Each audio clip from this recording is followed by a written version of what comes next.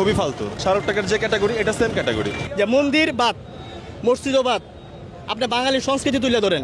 দর্শক, গুলিস্তানের এই টাকার হাটে মিলছে নতুন নকশার নোট। চলুন আজকে এখানে যারা সাধারণ ক্রেতা এসেছে তারা কি বলছে নতুন এই নকশার নোট নিয়ে। খুবই ফালতু, কারণ 50 টাকার নোটটা একদম কাগজ বানায় ফেলছে। আগের 50 টাকার নোট ডিজাইনে যাও একটু ভালো ছিল, এবার ডিজাইনটা একদমই খারাপ, খুবই বাজে। ডলারের আদলে এটা আদৌ কি টাকা? এটা টাকা এরকম হয়? স্যাম্পল থাকলে একটা টাকা নিয়ে দেখাই, দেখেন টাকাগুলোর কি অবস্থা। কাগজ আগে শাহরুখ টাকা যে বের করতো না, শাহরুখ টাকার যে ক্যাটাগরি, এটা সেম ক্যাটাগরি। এর থেকে যে জগন্নাথ বিশ্ববিদ্যালয়ের একটা ছেলে যেটা টাকা ডিজাইন করছে না, পারফেক্ট ডিজাইনটা। এটা খুবই একদমই বাজে অবস্থা। এটা যদি লাখ লাখ টাকা চাল বের করা আমার পাবলিক ধরতে পারবে না, কারণ ওইটাও কাগজ এটাও কাগজ, দেখতে একদম কাগজের মতো। আহামরি কোনো সিকিউরিটি থ্রেট নাই টাকার মধ্যে। টাকাটা এখন বর্তমান যে টাকার যে অবস্থা, আসলে বলতে গেলে এই টাকার ডিজাইনের উপরে কিন্তু অনেক কিছু নির্ভর করে। যেমন আমরা বাইরের টাকাগুলো দেখি, যেমন আমরা টাকার ব্যবসা এখানে দেখেন অনেক নোটগুলো কিন্তু কালেকশন হিসেবেও চলে। কেন? টাকা দেখতে সুন্দর, জিনিসটা সুন্দর হয়েছে, প্রিন্টিং ভালো, ওইটার প্রতি খরচ করছে, ওই টাকাগুলো কিন্তু এমনিও দাম থাকে। বাংলাদেশের টাকার মান পড়ার এটাও একটা রিজন আছে, যেটা তারা টাকার ডিজাইন আপগ্রেড করতে পারতেছে না, বহির্বিশ্বেগুলো আহামরি কোনো দাম থাকতেছে না, কালেকশন ভ্যালু থাকে না পরবর্তীতে। সো এই নতুন টাকা মনে করি না আহামরি কোনো করছে। এটা পুরোটা একটা লস প্রজেক্ট। 20 টাকার মধ্যে দুইটা জিনিস খারাপ লাগছে। একটা হলো আগে আমাদের 60 গম্বুজ মসজিদ ছিল, এই মসজিদটাকে আউট করে এখানে মন্দির দেওয়া হয়েছে, এটা যেমনিভাবে খারাপ লাগছে ঠিক তেমনিভাবে এখানে মন্দির দেওয়া হয়েছে, এটা আরও বেশি খারাপ হয়েছে। এখন কথা হচ্ছে, আগে অনেক ছবিতে টাকা এই শেখ মুজিবের ছবি ছিল, তা শেখ মুজিবের ছবি সরাইয়া আউট করে যদি মন্দির দেওয়া পার্থক্য নাই একই।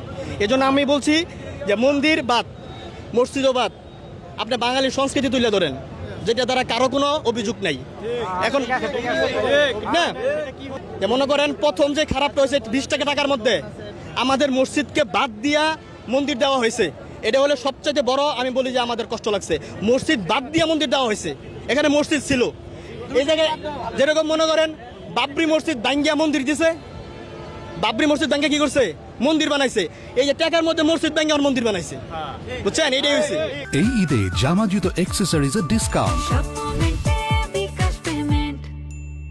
আমি তো শুরুতে এটা বলছি, দরকার নাই মসজিদ মন্দির, আপনি সংস্কৃতি তুলে ধরেন। সংস্কৃতি নাই আমাদের সংস্কৃতি ধরেন, কারো তো কোনো আপত্তি নাই। কিন্তু একটা টাকা, একটা মন্দির, একটা মধ্যে মসজিদ দিয়ে বিতর্ক করা দরকার কি? আমি বিতর্কিত দরকার নাই তো। আর এটা 92% মুসলমান, এখানে মুসলমানের সংস্কৃতি তুলে ধরতে হইব, মসজিদই থাকবো, স্বাভাবিক, এটা স্বাভাবিক। ভারতের টাকার মধ্যে মন্দির আছে, ভারতে 92% হিন্দু। ওরা যদি মসজিদ দিছে কোনোদিন দেখছেন? ওদের টাকায় মসজিদ আছে? তো ওরা 92% হিন্দু, এই যে মসজিদ না দেয়, তাহলে আমরা 92% মুসলমানের দেশে তাহলে কি এর মন্দির দিব? আমরা গেলে মানতে বাধ্য। রাষ্ট্র যদি আমার উপর চাপাই দেয় আমি মানতে বাধ্য, কিছু করার নাই, আমি মানবো। কিন্তু আমি মনে করি একজন মুসলমান হিসাবে এই যে মসজিদ বাদ দিয়ে মন্দির দেওয়া হয়েছে, এটা তীব্র নিন্দা জানাচ্ছি, তীব্র নিন্দা জানাচ্ছি। আমরা চাই এখানে নয় মসজিদ ফিরিয়ে দেন, আর না হলে এমন সংস্কৃতি দেন যে সংস্কৃতি সবাই গ্রহণ করবে। ওরা বলতেছে নতুন টাকা নাই, ঈদের পরে ওরা যোগাযোগ করতে বলতেছে। এখন এটা রিস্ক, এখন এটা যে বলতেছে আমরা আসলে নতুন টাকা দেখিও নাই, এখন এটা রিস্ক হিসেবেই নিচ্ছি। মানে বাজারে গেলে তো ব্যাংকে আগে তো একটা নোট চিনতে হবে, এখন না চিনে ওরা যেটা বলতেছে এটাই নতুন। এখন এটা যদি নকল হয়, জাল হলে কিছু করার না।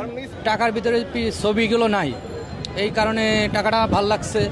এই কারণে মনে করো নতুন টাকার পরে আগ্রহ হয়েছিল, নিতে আসছিলাম। তা টাকার বেশি, 20 টাকার নোটে 40 টাকা বেশি। টাকা তো টাকাই, টাকা 20 টাকা বেশি, আপনার একটা 20 টাকার নোট 40 টাকা বেশি, তাহলে নেওয়া তো সম্ভব না।